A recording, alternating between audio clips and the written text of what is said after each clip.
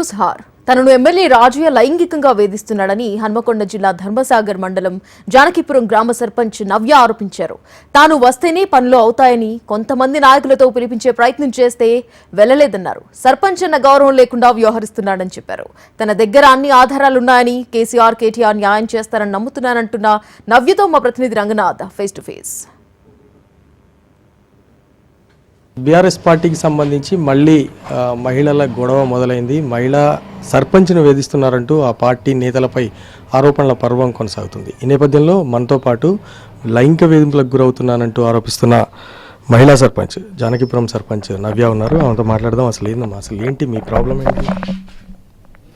రాజకీయాలలోకి రావాలంటే శరీరం అమ్ముకోవాలని ఒకటి ఉంది. అది తప్పుడు కూతలు, తప్పుడు మాటలు మాట్లాడే వాళ్ళు ఇప్పటికైనా కూడా మారాలి అనే ఒక ఉద్దేశంతో మేము అట్లాంటి వాళ్ళం కాదు, మమ్మల్ని అట్లా అరాచకాలకి గురి చేయొద్దు, మీరు ఆ విధంగా మీరు ప్రవర్తించొద్దు అని చెప్పేసి మేము సోషల్ మీడియా దగ్గరికి ఈ యొక్క వార్త తీసుకురావడం జరిగింది. సార్ ఏం జరిగింది? అసలు ఫోన్ చేస్తాడు సార్, అనవసరంగా మాట్లాడతాడు. నాకు అనుకూలంగా ఉండాలి, నీ మీద కోరికతో నేను పార్టీ టికెట్ ఇచ్చినాను అంటే నాకు ఇష్టం, నీకోసం నేను వెయిట్ చేస్తున్నా అంటాడు. ప్రపోజ్ చేస్తాడు. అది జరిగే సంగతి. డాక్టర్ రాజయ్య ఎమ్మెల్యే గారు ఆయన డైరెక్ట్ మీకు ఫోన్ చేస్తారా? డైరెక్ట్ కాల్ చేస్తారు సార్. డైరెక్ట్ కాల్ చేసి మాట్లాడతారు, డైరెక్ట్ చెప్తారు.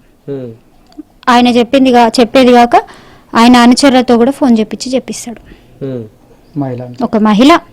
ఒక మహిళ చేసి చెప్తుంది, మహిళ మాట్లాడుతుంది. అరాజకం ఏం చేస్తారు, ఫోను మాట్లాడతారు.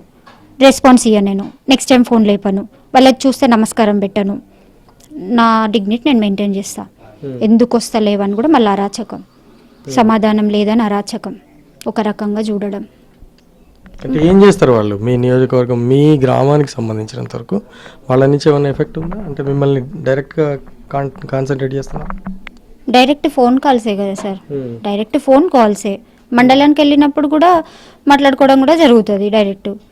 ఇంకా అంతకంటే డైరెక్ట్ ఏముంటుంది సార్? ఇంకా మనిషే మాట్లాడుతున్నప్పుడు, మనిషే డైరెక్ట్ ఉన్నప్పుడు ఇంకా డైరెక్ట్ ఏముంటుంది సార్? మీరు అడిగే ప్రయత్నం చేయలేదు అసలు ఏంటి ఇంత అరాచకంగా వ్యవహరించడం ఎందుకు అని? డైరెక్ట్ ఎమ్మెల్యేని అడిగే ప్రయత్నం చేయలేదు?